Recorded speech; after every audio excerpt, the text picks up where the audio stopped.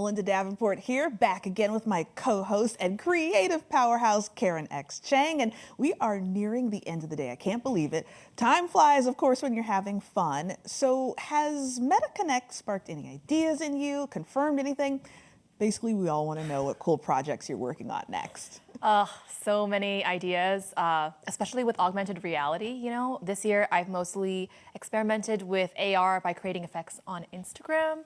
But if you've never made an AR effect before, I really recommend it. It's honestly the most empowering experience when thousands of people can use something that you've made, but then they can put their own creative spin on it. And that's just been with AR effects on a phone. So imagine what it's going to be like when AR developers can start creating virtual objects with a full-on mixed reality headset. You know, I have to say, I really appreciate how thoughtful all of today's speakers have been. They were very open about both the challenges and the opportunities on the road ahead for the developer community. And personally, I think there's just going to be an explosion of creativity and possibility and just new ideas we can't even imagine right now. Well, I'm excited that you're excited. And that's actually kind of the perfect insight as we prepare our final moment of the day with none other than John Carmack. What do you think about that? I want to hear his take. Totally, same, unscripted no less. Hold on to your headsets. As this community is well aware, John Carmack is a consulting CTO for Reality Labs at Meta, as well as an AI researcher, aerospace engineer, and the founder and lead programmer at id Software for the Commander Keen, Wolfenstein 3D, Doom, and Quake games. Lots going on. Okay, busy guy. He's such an innovator in the industry. Can't wait to hear from him. No joke. It's serious business over here. And you're not going to want to miss his insights on the future of technology. It feels like the perfect culmination of today's journey, right? So, without further ado, please join us in welcoming the one, the only, John Carmack. And he's coming to us in avatar form.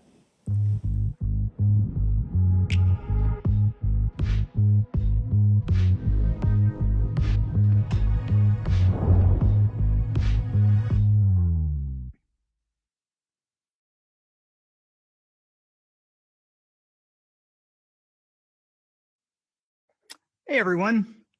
So last year I said that I'd be disappointed if we weren't having Connect in Horizon this year. And I was kind of planning to lead off pretty grumpy here because we really don't have the physical Connect experience replicated here. But I watched the keynote in Horizon with a room full of people, and it was really pretty good. The video quality on the giant screen was nice. The little side effects going on added a nice subtle touch, and just being in a room with a couple dozen other people that care about the same thing is a positive thing. So I was kind of like peeking out from underneath my headset, looking at my cluttered desk with my Meta laptop and a window open there, and thinking that, yeah, this really does have some genuine benefits over looking at it in the way most people view most presentations. So but when Mark came out live as an avatar, I was genuinely surprised. I didn't attend any of the rehearsals, so I didn't really know what was going to be happening there. And while, you know, that was a pre-recorded canned system, that's what I want to be doing live. You know, that kind of walking around on stage, and everybody in the room came down up to the railing to be closer to the avatars. And that seemed to have some, you know, some real positive things. That's what I wanted to do. You know, this isn't really what I meant. I mean, me being an avatar on screen on a video for you is basically the same thing as just being on a video. You know, instead of a makeup artist putting anti-shine on my face ahead of time, I had my girlfriend tweaking my avatar before Connect, but it's the same basic process as a video presentation. You know, I want to be present with a live audience and in a virtual space where everyone that wanted to could stay afterwards and talk as long as they felt like it. You know, I was in Horizon before the keynote, and someone was asking if they'd be able to talk with the presenters after the shows, and I had to say no. But I think we can see kind of a path forward now, and I'm pretty excited about that. Now, doing an event in Horizon for real, like in an ideal world, would mean having this sort of arena scale support with thousands of avatars milling around, at least hundreds in large rooms, and, you know, in a completely uniformly shared world. You know, that's a serious technical challenge, and Horizon definitely can't handle it now, but it's not an insurmountable one. However, there's a really huge tension with avatar rendering quality. You know, there was some public mockery about avatar quality earlier this year, and now lots of people internally are paranoid about showing anything but the highest possible quality avatars. and more rendering features are being pushed to increase the quality instead of the quantity. I mean, I'm actually doing this in a custom build of Horizon, built only so that it could absolutely lock the level of detail on my avatar to never drop down no matter what's going on. And if you're in Horizon now, if you look around at the other people, there's a very good chance you're seeing some LED changes and poppings and things going on right now. Now, just imagine if we double the intensity of the rendering quality on the individual avatars. Maybe the guy right next to you will have good quality, but that's going to come at the expense of everything else after it. So I really worry about that. And then the big push towards photorealism and codec avatars. We've got a finite amount of resources on our headsets here, and cloud rendering won't save us in many cases. So I think that I like our avatars today. I'm pretty happy with these. It's been great seeing all the extra options continue to increase, and I'm happy whenever I see a new app that renders the avatars, as they are. And especially the non-VR family of meta apps gives them multiple orders of magnitude more reach. So I think these are all, really pretty positive things. So I definitely lean towards optimizing for quantity rather than quality. We've had apps where you're limited to 4 people or 8 people, and it's just not as good for a lot of the applications as when you can have at least a couple dozen, but ideally a lot more. So, but even within the avatar rendering limits of Horizon today, events like this can still be pretty cool. I mean, my avatar here could be replicated to an arbitrary number of other shards, even if it's only 20 people each, and people could maybe flag themselves for being in a waiting line to transfer to the prime shard when spaces open up. So if we can't solve the hard scalability problem, we should sort of embrace sharding as kind of the Horizon multiverse and give users tools for easily migrating between instances to group up with their friends or the company reps that they want to meet. Universal waiting lines to get into anything that they want to.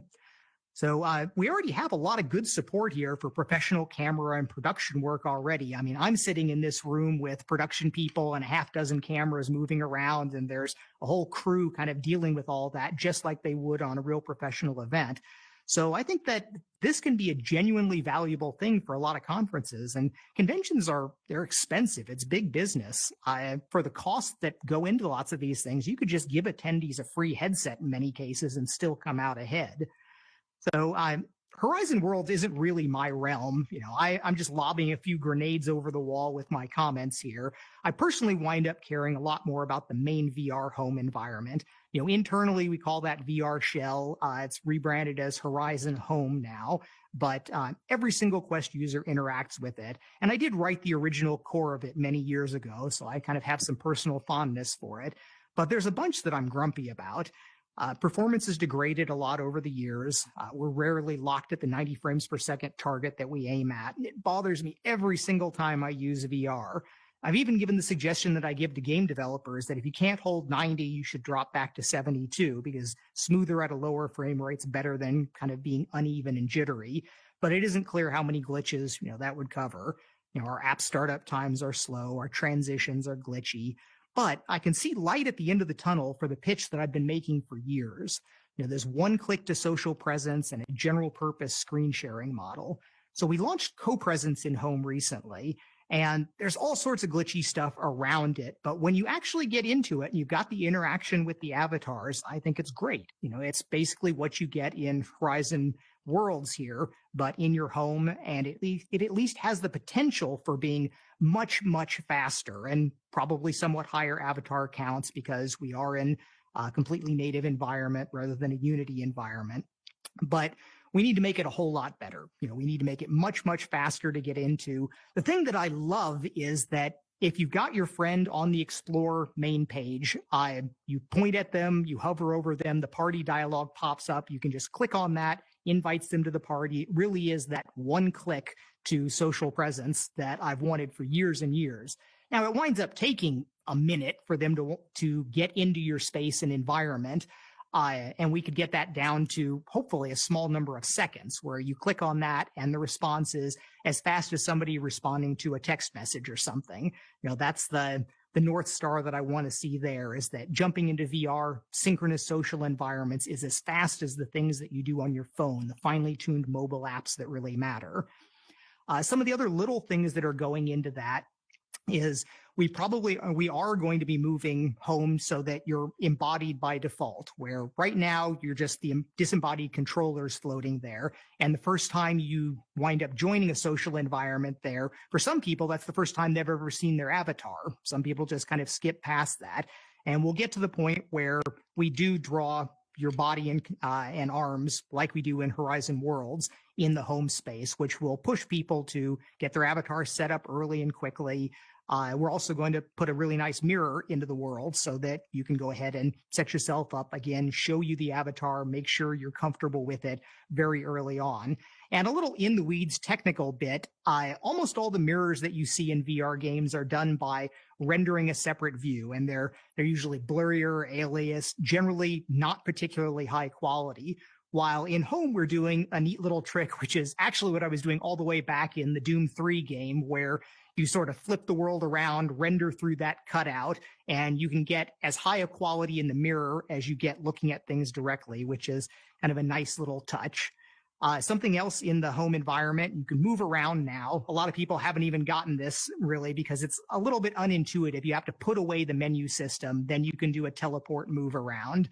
And I keep pushing for, we really should have general purpose navigation. I wind up arguing with designers all the time where they really want to make sure the user can never get into a place where they sort of break the modeling of the world, poking their head through things. So you wind up with just specific pre-generated points. And that winds up not being good if you get a large group and you're not structured exactly the way you want. You really want to be able to nudge around. But, I think that'll get sorted out pretty soon. The other side of this, though, is once you're there, lots of people spend lots of time in VR chat rooms with nothing but other people and mirrors, and there's value to be had there. But I think there's this enormous block of value to be unlocked with screen sharing. And we have the basics of co-watching working in a specialized form with what's going on in sharing the immersive videos that you can see. And there's efforts going on to work on some specific progressive web apps for shared environments. But I keep pushing for a completely universal thing. Anything that you're doing on a panel, we should just re-encode it, share it with everybody, even if it does mean a quality loss over an otherwise optimal approach of kind of streaming from a central source. Because there are so many things that people do. I mean, people do basically everything on screens now. And if we can bring awesome synchronous social in here that's fast and easy and everyone can be easily sharing what they're working on, I think it's going to be a pretty significant value. We're doing a lot of this in Horizon Worlds and Horizon Workrooms, but these are very heavyweight apps. It's a big deal to start it up, to get into the world, to get things going. And in so many things that I care about, it's this worrying about the latency for actions, whether it's milliseconds in tracking or seconds in starting up an app experience. It matters to be fast. And I keep pushing on this. Make it super fast, make it super easy, not a lot of steps, even if it's not everything for everyone, but making it a powerful, awesome feature that does work super easily for and quickly for everyone. So we made a bunch of advances in the voice latency where that was really bad where we were at last year. And in many cases, it's been cut in half. And we have some people now that are passionate about cutting it down even more, where I want us to get to the point where our voice communication is solidly better than anything that you get on a cell phone, where, we can be, once we get all the way down to tweaking the firmware for the audio drivers and things, we can get to, half or a quarter of what a lot of the voice communication that people work with right now, which can be really valuable. There's tension between what we wind up doing in home versus worlds, where I think there's another valuable point there. If we make it this great thing for people to just be jumping in super quickly to each other's worlds, then it's only one teeny tiny step to having those be persistent little worlds where it doesn't have to be tied to one person. I keep saying that every Facebook group should have a room associated with it. But I desperately don't want to reinvent Horizon Worlds inside Horizon Home. If you want a dynamic, interactive thing, go to Horizon Worlds. I just want Home to be focused on avatars and panels in a good-looking static world. We have people that want to be implementing scene graph animations, all programming language support, all sorts of crazy stuff in home. And I'm just like, no, push that off. Go do that in Horizon Worlds. Let's just keep this as simple and clean as possible so that they have minimally overlapping spheres of influence for things. As a side note, it was really nice that Horizon Worlds has finally announced moving to support traditional triangle meshes. So you can get higher quality environments. Like a lot of people comment how Horizon Worlds, they just don't look as good as the home environments. And that's because the home environments are raw geometry, pre-lit textures put on them. They're built by modelers in modeling tools that are highly optimized for this, instead of the Horizon World space, which was optimized around user-generated content and a lot of dynamic ability. So there's always trade-offs there, but there's clearly a lot of power in polygon meshes, and I think that it's going to be good for them that they'll be able to pull in a lot more of that quality stuff. So everybody surely wants to hear about Quest Pro, and I've always been clear that I'm all about the cost-effective mass market headsets being the most important thing for us and for the adoption of VR. And Quest Pro is definitely not that. It's a high-priced system, but it is a very fine piece of engineering that explores a number of new spots in the kind of VR design space. Now, I think they're calling it an XR2 Plus chipset, but it's basically the same cores as what you get on a Quest 2, but it's built so that we can access a lot more memory, and it has a much better thermal dissipation. So you can wind up running it at higher clocks and get more out of it. Been saying it for years, where we can't run any of our systems anywhere near what their theoretical maximums are because they'll just overheat. The heat dissipation is a really big deal. And there's some specific details around the chip packaging that means you can't just necessarily slap a bigger heat sink on this. Sometimes you need to change the way the entire chip is packaged. We are working closely with Qualcomm on a really next generation XR2 chip. I've been really supportive of our Qualcomm partnership. There's lots of people internally that really want to make our own chips. And, at some point you want to, Apple takes control of their own destiny, making their chips internally. But, I don't think we're at that point, and I don't think it would work out that well. And Qualcomm's been a great partner to work with. And there are several very custom VR specific features going in that I'm excited about in the future, beyond just the normal CPU and GPU advances that you're pretty much expecting. I do kind of worry, though, that it's a very high-end chip, and we may need something low-end targeted for inexpensive VR headsets in the future, though. So one of the things that drove the Quest Pro design from really early on was this notion of form factor. There were a bunch of people internally that thought that the kind of shoebox on your face point of the existing VR headsets was a major barrier to adoption. And making it smaller, more compact, a little more stylish was a really high point, and it drove a lot of the push to pancake lenses. And I'm not sure how important that is, but I am the wrong person to talk about what's going to be important from kind of a fashion or social sense there. It's got a larger battery. If you use it just like a Quest 2 without engaging any of the new features, it should last longer. And importantly, it's mounted in the back of the headset. So lots of people wind up using external battery packs for Quest 2 just to kind of balance out the weight and make it more comfortable. But in Quest 2, you can't literally remove the battery from the front of the headset and put it in back. This headset's kind of built like that. Then we've got the charging dock with it, which is probably more important than a lot of people think, where it is a huge issue for us, where people not having their headsets plugged in and not being updated and all the things that fall off from that, where we've got with the charging stand, it's obvious what you're supposed to do. You put it back on the charging stand and it will always be ready. And that's probably going to lead to some significantly better kind of user satisfaction metrics versus the Quest 2, which you may power off, you may plug back in, you may charge up and take off, all sorts of different possibilities there. So the overall headset is heavier, but the comfort's broadly better than a baseline Quest 2, especially for the less dynamic applications. If you are just sitting there doing work applications or watching a movie or something, having it sit resting on your head without any pressure on your face is unquestionably a better situation. We have people that leave it plugged in and have been using it for many, many hours a day, noting how much more comfortable it is than Quest 2. So you have eye relief adjustment where you can have it adjust the screen, closer or further away, but you don't have tilt adjustment like you could on the kind of ear sides on Quest 2. So some pros and cons there.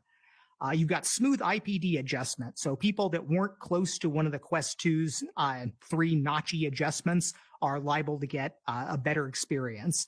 But it also, because of the optics, it has a broader kind of a broader eye box no matter where you've got it. Probably the most important thing that people will appreciate is the crisper display. And that's both due to somewhat higher resolution, but also very much the pancake lenses. With Quest 2, when you looked kind of straight ahead through, the middle 20, 30 degrees, you would usually have a really good picture. If your eyes were lined up, the IPD was correct, you could, people with good eyesight could still kind of basically see the pixels there. But once you got out of that range towards the outside, even just being off center, and then especially when the Fresnel rings started going out, that was hurting the view a lot. So I was saying before that Quest 2 is really optics limited more than pixel limited over the vast majority of the screen. With Quest Pro, it really is clear pretty much out to the edges, where you can bring up a dense web page with small text, spread it out over most of your field of view, and you can read by just tracking your eyes back and forth. While, with Quest 2, you would really kind of have to look over and track your head around back and forth. But the downsides of this is that the blurriness around the edges in Quest 2 is what let us do the fixed foveated rendering, where we kind of chop down the rendering quality around the outsides if an app asked for it. And that could get us, 20% performance in some cases. If you do the exact same thing on a Quest Pro, it's much more obvious that the pixels are getting chunkier and blurrier over to the edges. So that's something that is a little bit of a balance, because again, we really don't have more GPU power. And if you ask it to render a lot more GPU pixels, you run the risk of running into frame rate problems there. So the pancake lenses do have a little bit of intensity vignetting, where it's a little bit darker around the outsides. We can choose to correct for that, but it then means losing some of our dynamic range in the middle. It's not really clear what the right choice there is. One thing I'm very happy with, though, is that a lot of pancake lens designs do have sort of a characteristic ghosting of where you can sort of see multiple copies of an image if you've got really high contrast. And our production lenses here, I have yet to see an occurrence of that really bothers me. So that's a really nice thing. We do have a segmented backlight on here, which has 2 values, where instead of in Quest 2, there was a single screen, but we did have 2 backlights on it, where we could flash the left backlight and the right backlight independently. And at 120 frames per second, we skew them a little bit to give us a little bit more margin for the LCDs to settle. Quest Pro has a whole lot of backlights, a full grid of them. So we can kind of strobe them off in rows or columns as we scan things out, which lets us sort of get the ability of chasing a rolling shutter like we have on some other things, which should give us some extra latency. But unfortunately, some other choices in this display architecture cost us some latency. So we didn't wind up, really getting a win with that. But one of the exciting possible things that you can do with this is do local dimming, where if you know that an area of the screen has nothing but black in it, you could literally turn off the bits of the backlight there. So that gets you back to the sort of awesome OLED blacks that you could get on some of the earlier displays. And those earlier displays, a lot of people, speak very fondly of them, but their low bit precision was really pretty terrible. It's like, yes, black was off, but you go up to 1 and 2, and there are these large, ugly steps, or you've got, mirror correction issues going on. So it was not a pure win. So you can get great pure blacks on this display. Now, it's not enabled by default, because to do this, we have to kind of scan over the screens, and that costs us some time, and we don't have a lot of extra time here. But a layer can choose to enable this extra local dimming. And if you've got black areas, then they will go to completely black. But it costs a little bit. And if you've got like an environment like I'm in right now, there's literally no complete, maybe a little bit on one of those surfaces over there that's a complete black. On most systems, most scenes, it doesn't wind up actually benefiting you. But the The exciting thing that we don't really have yet is the ability to do extra high dynamic range, where in an ideal world, you could look at every pixel on the screen, see what range of colors and intensities that it's got, and then choose an optimal backlight value and then rescale everything to the whole 0 to 255 values. That would be fairly expensive to do in a general purpose sense here. I'd like to see us do some special demos with like pre-calculated high dynamic range environment maps or something, just to kind of explore what we could possibly get from it. There's still limits where you're not going to get, on an OLED, you can do super bright stars on a completely black sky. With local dimming, you can't do that, because if you've got a max value star in a min value black sky, it's still got to pick something and stretch the pixels around it. But what you can do extremely well is something like being indoors and looking outside, where you can have a high quality range of relatively dim colors on the inside, and then an almost blindingly bright outdoor light where we have the backlights cranked all the way up. But that's, future speculation work. There's nothing like that right now, but we do have this one flag that we can set up for layer optimization. So the eye tracking has a couple purposes.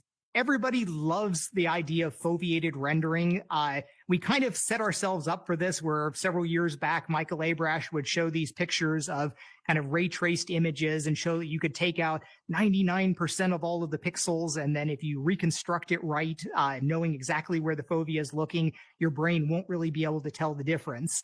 And people have been hoping that this foveated rendering could give us sort of integer multiples of GPU performance. And it's definitely not going to work out like that. And the problems come from aspects of the architecture, both of the eye tracking and also the way we generate our pictures, where the eye tracking is basically little cameras that are looking at your eyes. So to be able to tell where the eye is looking, it has to take a picture, scan that whole image into the main processor. Then it has to run a whole bunch of machine learning models to figure out, all right, where is this actually looking at? There's a lot of uncertainty in how the headset's positioned, how different people's eyes look, their eyelashes interacting with all of that. But you eventually figure out, all right, it's looking at this point here. But what the rendering system needs to know is, where is the eye going to be when this image is actually shown on screen? And that's the whole latency of the rendering pipeline. And for most of our systems now, it's in the neighborhood of 50 milliseconds. Now, the eye can move a pretty long ways in 50 milliseconds. And even when it's going relatively smoothly, unlike our controllers that we don't have accelerometers on your eyeball. And extrapolating from just these images is hard. It's hard to do accurately. And if you don't do it accurately and you predict the wrong place, then you wind up looking at a blurry system, a blurry set of pixels. So there's things that we can do to be chopping this down. Like right now, you kind of have to specify where the foveated region is ahead of time. But the GPU breaks everything up into these little blocks as it renders them going across the screen. And what we'd ideally like to have is, just before the GPU starts rendering a block, it goes and checks, will this block be under the eye's fovea when this image is actually displayed? If so, render it at full quality. Otherwise, render it at a reduced quality. We don't have the ability to do that right now, but the system is capable of it. We should be able to work with Qualcomm to eventually get something like that in. But even when all's said and done, it's probably not going to be a really big speed up.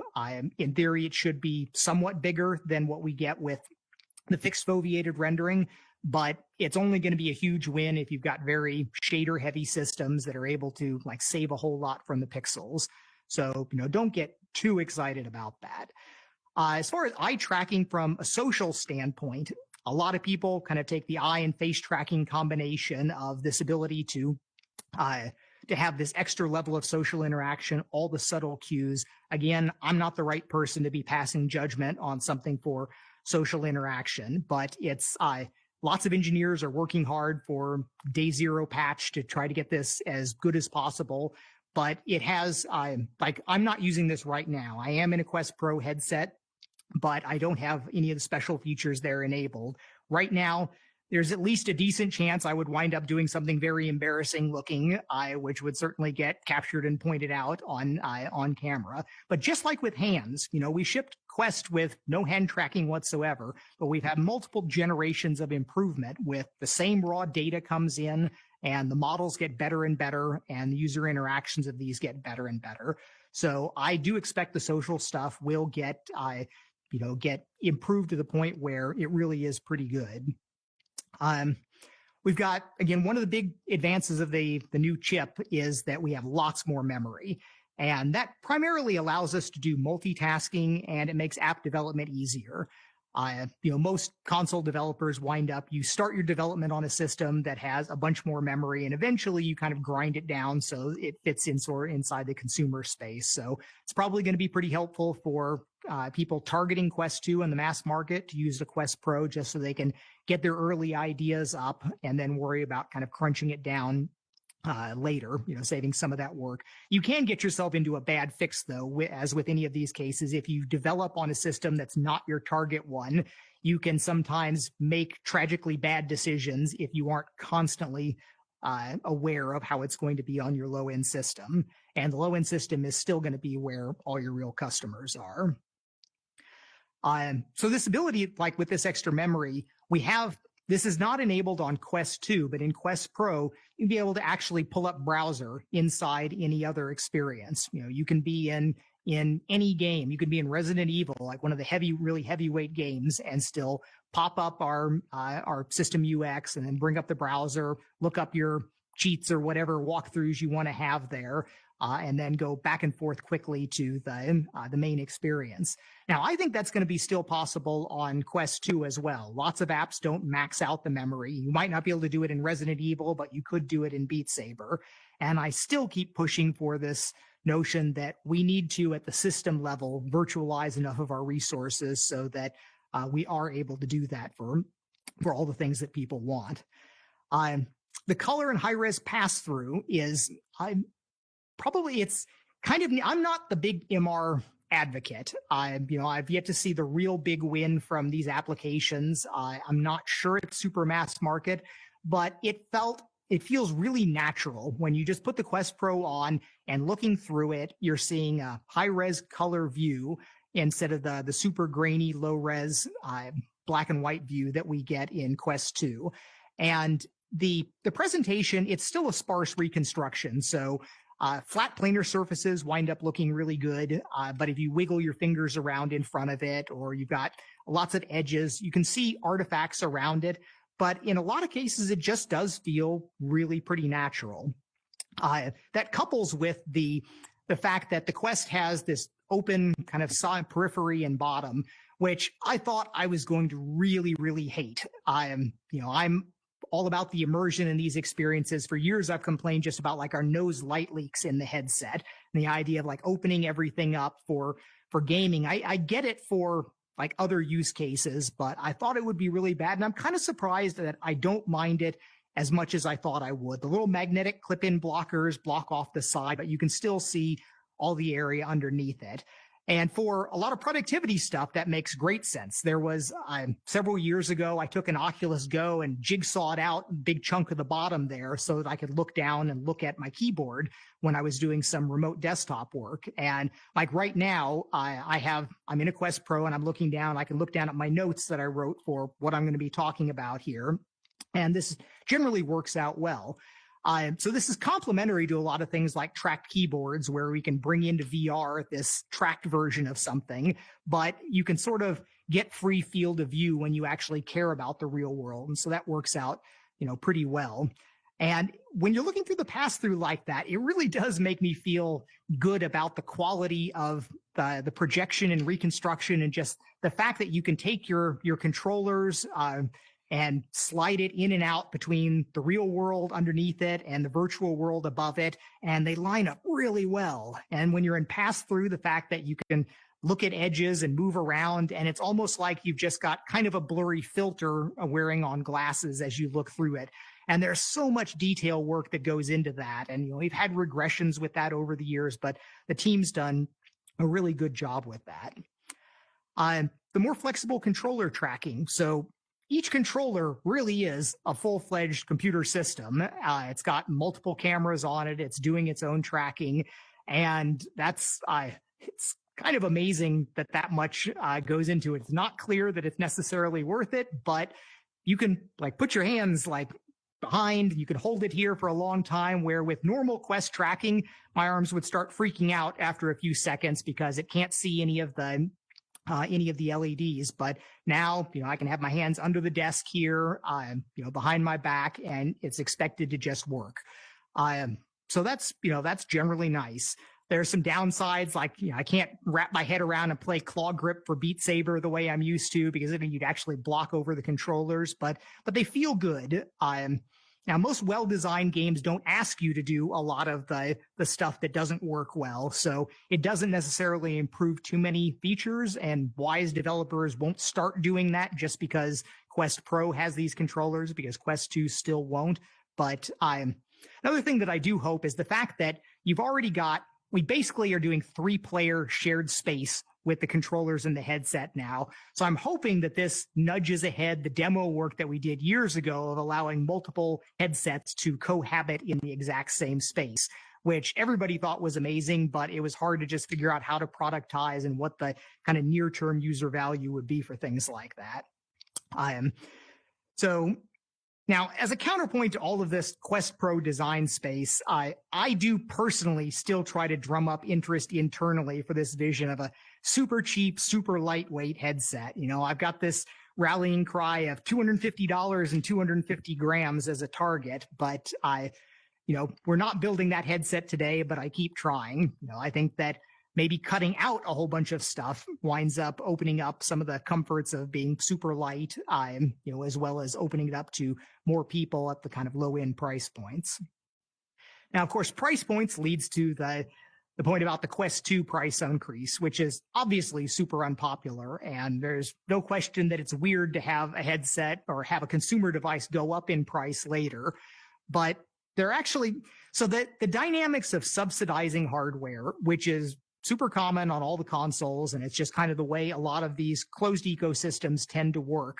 The model is you sell the device at a loss and you make it up on kind of the software that you wind up selling. But that winds up having a bunch of perverse incentives for general user value. When you have some of the most popular apps on Quest are free apps, VR chat and Rec Room that, we get no revenue from at all.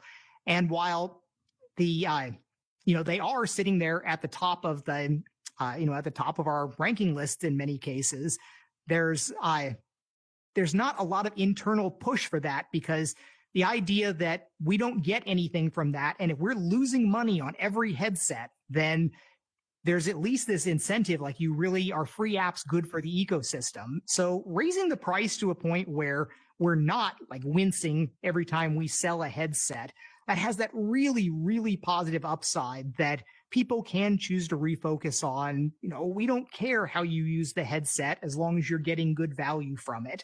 And I think that's really important for us, that this idea that, free App Lab stuff, free web apps, people sideloading, it's all good. As long as you're getting good value out of this headset, some fraction of the people are going to use the best of breed high-end applications that are curated and selling on the Quest store. And that's great. And we'll make money from that.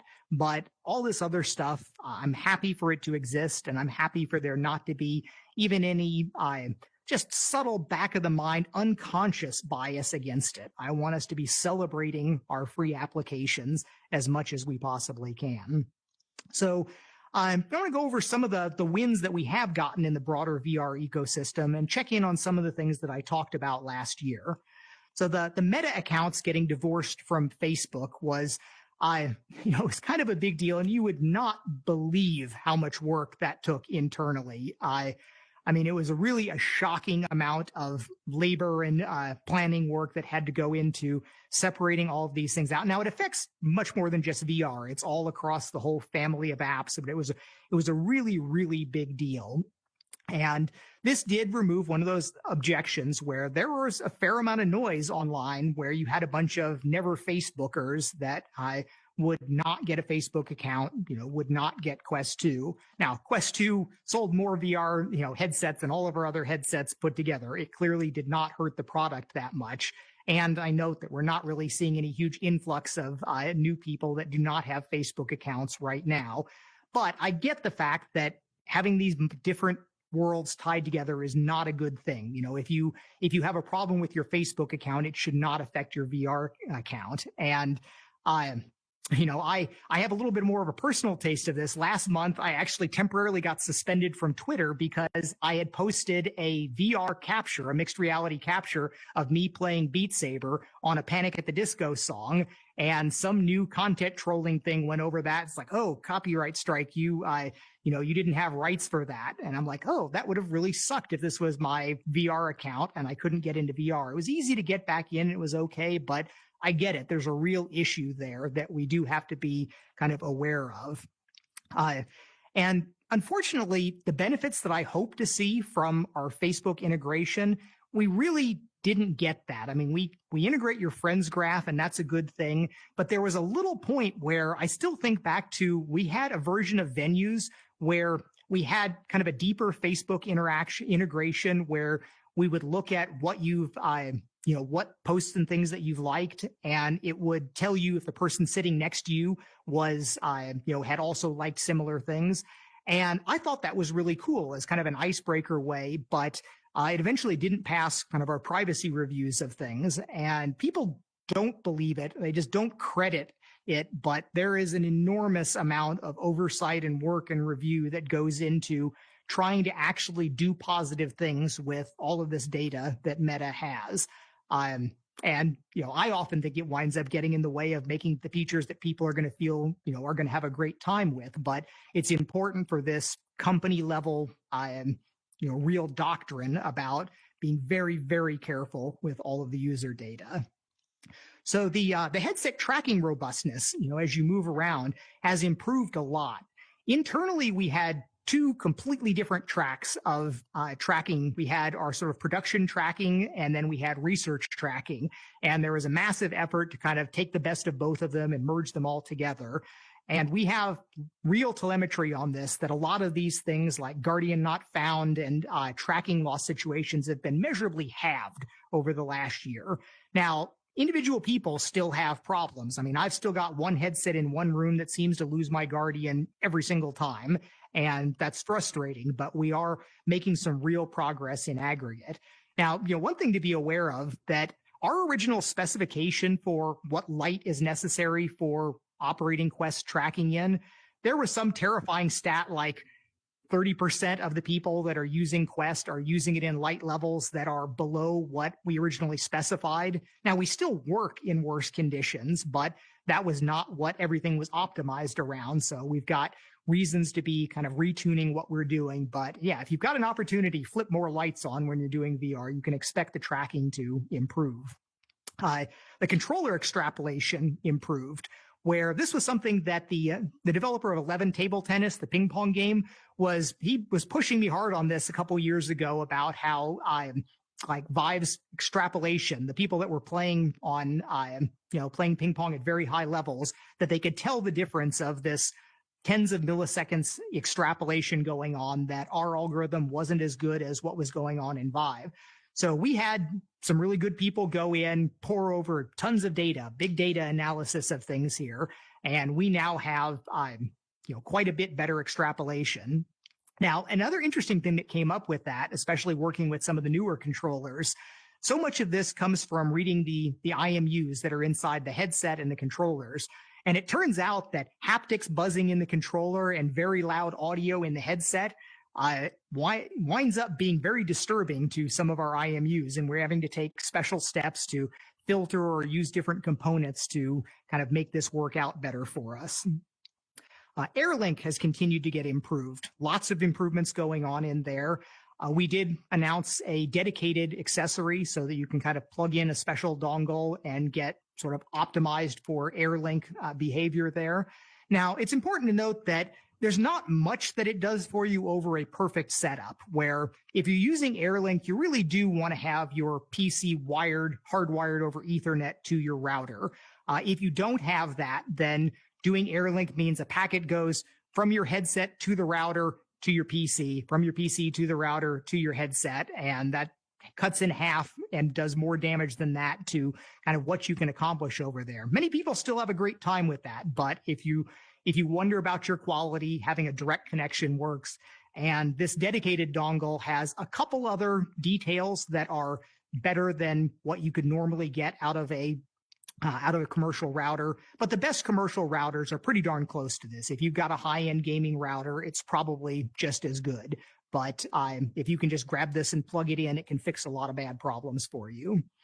App Lab has been going great. I am in my position as customer support of last resort. I do field complaints from people. It's like, I've been in review for 5 weeks or something. And I follow up with the content team, the people managing the App Lab reviews, and I see the dashboards, and we've really made a lot of progress. It's generally really pretty fast now.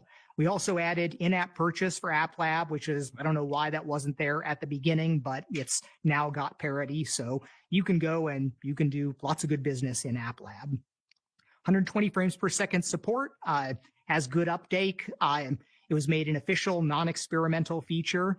I did a demo recently internally that I'm hoping to be able to release publicly when we get some clearance for some of the media. But it turns out 120 frames per second is also really good for video playback. It's hard to render 3D worlds unless you're super optimized doing relatively simple things. But if you're playing back video, 60 hertz video now plays wonderfully, where we used to have the challenge of 60 frames per second displays are usually too flickery for most people, but if you play back 60 hertz video at 72 or 90, it winds up kind of juddery and not really worth that much. But at 120, it's great. And if you actually play 120 frames per second video at 120 frames per second, that's like smoother than any video content you've ever seen in your life, and it looks really good. There's some weird codec issues, but we have like Quest 2 can decode 4K by 4K at 120 frames per second. And that's a really good mono view for a lot of things like sports. That's a great view. Now, one downside is, unfortunately, Quest Pro can't do 120. It's limited to 90. And this is probably, that was a factor in a lot of the infighting that made 120 frames per second on Quest 2 such a problem to get out and shipped. But we came to terms with that. 120 is now just Quest 2 and future headsets. It's good enough that I think nobody gets to say, well, we just don't want to do 120 in the future. The hand tracking has continued to improve, but it's still far from as intuitive as a touchscreen. And there's a problem that everybody's like, well, we just want to have a tablet for the metaverse. Let's just put a tablet right in front of us and we'll just poke at it. One of the problems with that is the closer something is, the more sensitive it is for latency, because a small amount of movement, something way off in the distance there, as I kind of move my head side to side, it's moving fractions of a pixel or a pixel or two. But if I have a tablet right in front of me and I move my head a little bit, that's moving tens of pixels. And if you mispredict that and it's not in the position that you want, that can start leading to some comfort issues. I am seeing the thing judder around there when you're trying to focus on it is a challenge. Now, we've got approaches that can fix this, where we can move panels directly in time warp in the compositor so that they have, instead of 50 milliseconds of latency going through everything, you can get it down to 10 milliseconds of latency, which is really great. But then your controllers and hand rendering and anything that goes in front of it need to be rendered on yet another layer, which is composited on top of that. So there's trade-offs, but if we want to do a great job at that, we're probably going to have to do that. If we want to have feedback for all of it, instead of just like mushily poking at the air, is always problematic. There's a lot of work that goes into making 3D buttons that can respond to you. But most of our surfaces are going to be things like web pages and Android apps that are not going to have custom buttons. So I keep arguing for just, put a surface treatment on top of it, flag any layer as being touchable, and we can do things like have shadows coming underneath it, crosshairs going down, audio cues as you tap things, being able to render the hands and have the hands stop in times. There's a whole research lab that's worked on this stuff for us, and it can make hand interactions a lot better than they feel right now. There's still a lot more to be done. And we do have the Hands API, which some apps are like Mist are starting to use. It's showing up in some actual games as well as sort of dedicated hand toy things. I'm curious to see how it's going to work out in fitness apps. And I wonder if there's any optimizations that we should be making for cases where we really don't care about the fingers, but it's just, kind of moving the hands around very rapidly. We can probably do some things to make that work out better. Now, eventually, we're going to want to see this as a primary input method for a headset, but we're not there yet today. It's not easy enough to do the common things, and there's not enough things that you would want to do with that. But it doesn't seem too far off for us to be able to at least get somebody that's using a headset mostly for social work, social interactions, to be able to be sort of controller free and just drop the headset on your head, start using your hands. And that will be a good step forward in usability, especially for people that are not common users of this. It's people that give demos to other people and try to educate them about how to use the controllers in VR. It's always a little bit of a stretch. And if it really is just tapping things with your hands, that's going to be a good thing. Productivity has been slowly getting better. Bluetooth keyboard and mouse support's actually getting pretty good. It's like every year I go and I try to do some research work completely in VR, just bring out all the web pages and try to use this like I'd be doing with a workstation. And it's still not there yet, but it's getting a lot closer. Last time I checked, Bluetooth keyboard and mouse support just worked. Everything was perfect except the mouse wheel scrolling was a little weird. And I heard that they, just like in the last release, that got a patch too and may be fixed now. The multi-window support's getting better. This is mostly for browser today, but there is this promised land of all Android apps, remote desktop, and all of this coexisting, letting you stretch them out and do all sorts of different things. Monitor replacement's not there yet today. But I did have one interesting experience where in the Immersed app, when I went into there and my phone's just this giant thing, but I really noticed how much detail I was missing on the phones. And I see that in some of the other cases where I wind up looking at this 8-foot wide screen in virtual space. And I don't have great vision. This might not be the case for people with really great vision, but I'm like, oh, I'm seeing more stuff there than I was in reality. This is actually kind of nice having that big setup. So eventually we do want to get to the point where we're having people travel with a headset instead of a laptop, dog fooding that. It's going to be super painful for a while, but it's only that type of work that's going to get us to where it really does wind up displacing other devices, which is my whole win condition. We're not going to be able to just get everybody to buy one new device on top of everything else that they have. We have to be something that has all this awesome new stuff, but also displaces one of their other devices. The VR camera has improved, where we finally have an advanced camera settings dialog like people have been able to get with console commands or SideQuest or Developer Hub, being able to get 16:9 recording, bitrate options, having motion stabilization is really nice. We do still need an option for kind of toggling on the stereo 3D capture support that I added a while ago. And I also want to push for frame rate controls, where even in our keynote here, I wince a little bit when I see real in-game footage. It's always kind of lurchy because it's captured at some fraction of our display rate, which is not what's being played back in the video. What we need to do for people making high-quality footage for other uses is we need to say it's 60 frames per second capture and force the application to also run at 60 frames per second. It'll be a little flickery at 60, but for your top quality promotional footage, that's really what you want to do. Casting to the phone flow is also improved. I still do want a 0 steps path. I think that what we should have is if one of your headsets that's paired to your account is in use, you open up your phone, it should just be showing you what's happening there without having to dig into casting and starting from the device there.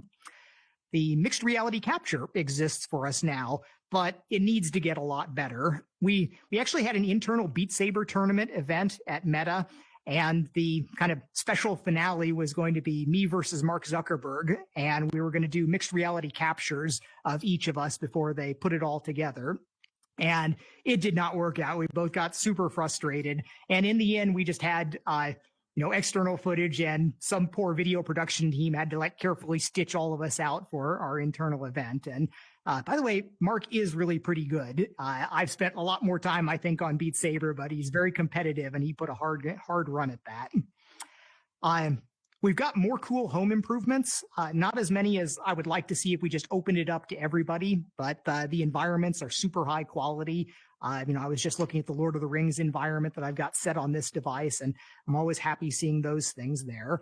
That does bring up kind of this point about standards where, people are talking about we spent a lot of time adding GLTF support, and I don't think we've gotten literally anything for it because we don't open it up for anybody to kind of make things with it right now. It's just part of our internal tool chain, and sometimes we don't even use it.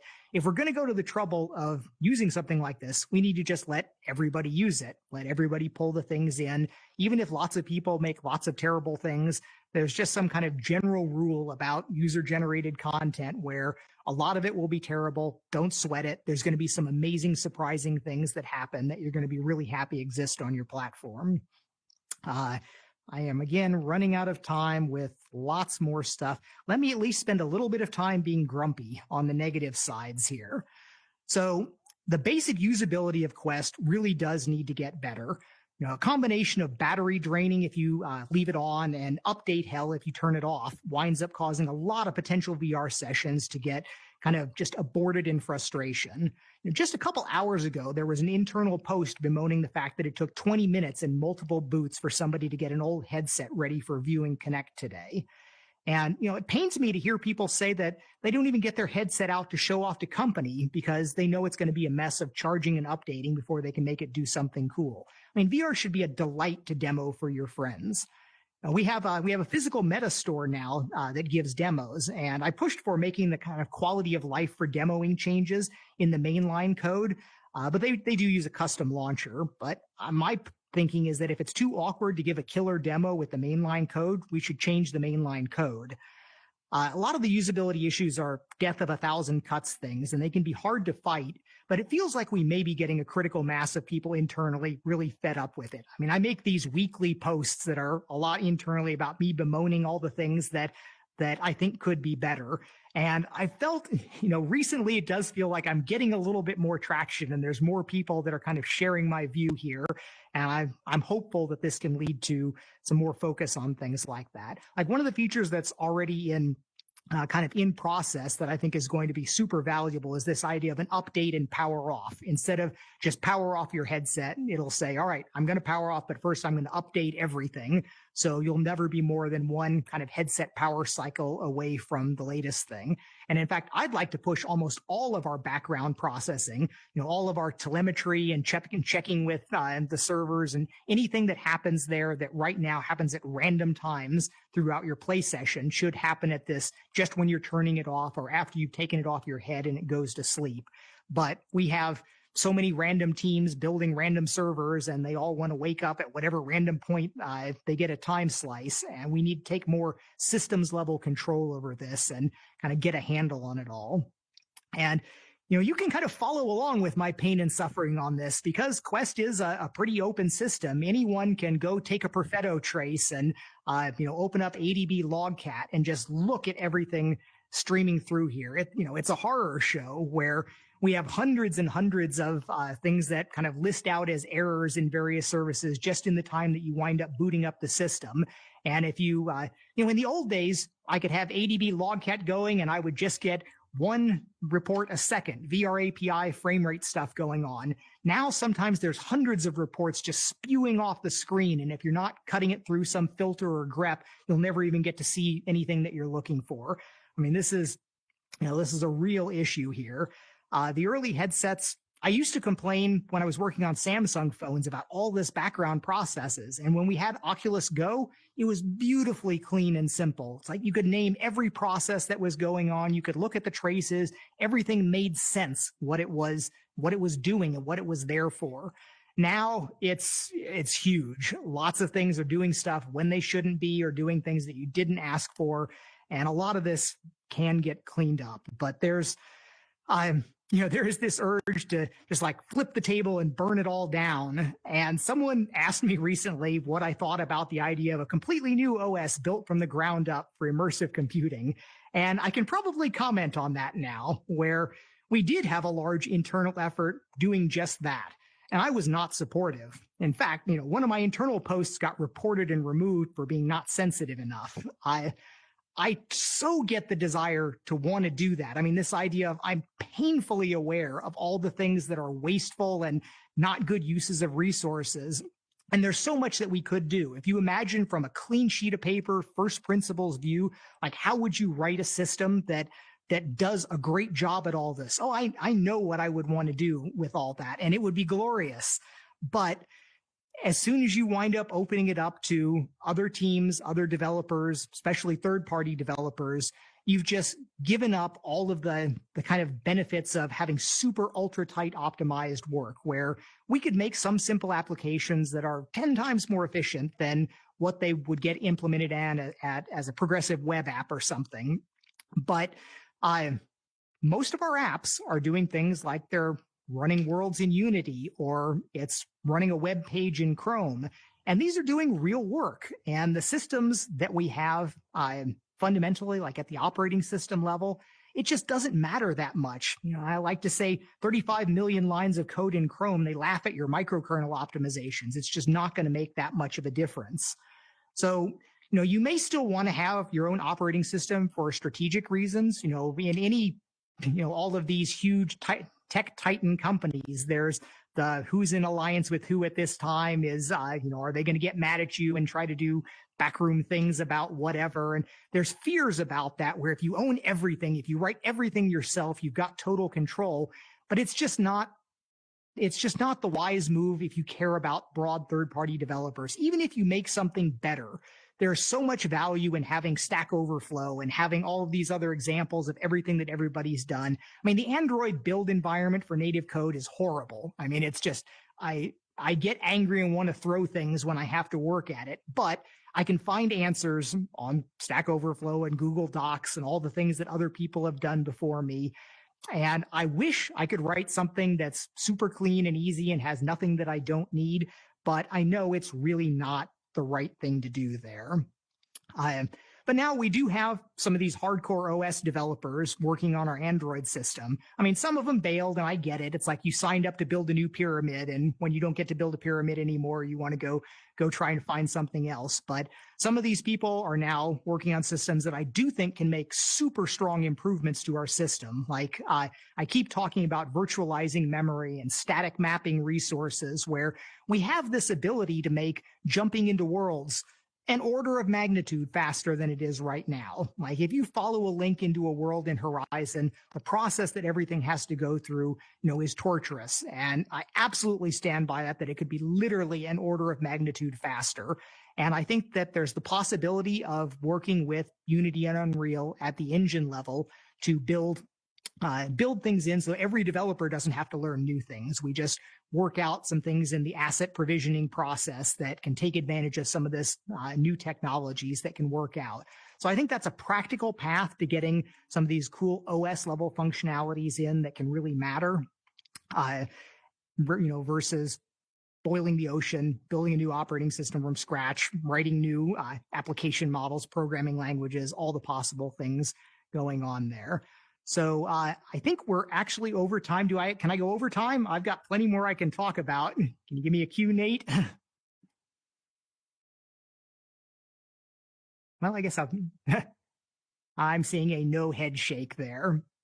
All right. Well, I'll be heading into a Q&A later on today. Unfortunately, there's only like a dozen something people that are set up for that. Again, my vision for VR Connect is that I could have the same crowds of everybody that wants to listen to me talk for 5 hours can just cluster around, and we'll spend the whole day going over like the old days in Physical Connect in California. I think we'll get back to that in VR, maybe even next year, and it's going to be amazing. So, all right.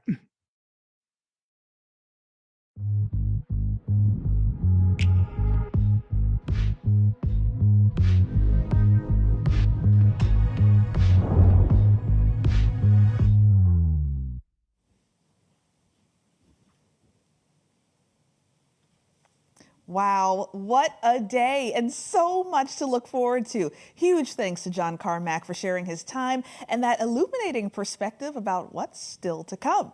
This has certainly been another memorable year at Meta Connect. We kicked off the day with some big reveals and celebrated some of the incredible work that's come out of our community over the last year. How exciting. Karen, what'd you think? It's just been amazing. I'm so excited to see what new ideas all of you come up with as we all get this new tech we can play with. You know, for me, today's main takeaway has been that the metaverse is being built by so many people, and that collaboration by this community will be the key to unlocking its possibility. That's it. I couldn't have said it better myself. And also, thank you, Karen, for experiencing this by my side, for your enthusiasm. You are just amazing and incredible. And you've also connected the dots like only a creator could. So thank you. Oh, it's been so fun. Now remember, all of today's sessions will be soon ready to stream on the Reality Labs Facebook page. And to my friends in Meta Horizon Worlds, hope you had a fantastic day exploring Meta Square. Now, this content will also be available on Oculus TV, so you can connect with any of the content you want whenever you want it. But to everyone watching, thank you so much from all of us here at Meta. Yes, to the developer and creator communities, thank you for inspiring me and helping me learn and grow. Let's keep connecting and collabing. Yes, we are inspired by all of you daily, and we cannot wait to see what we build together in the future. So for now, so long. Bye.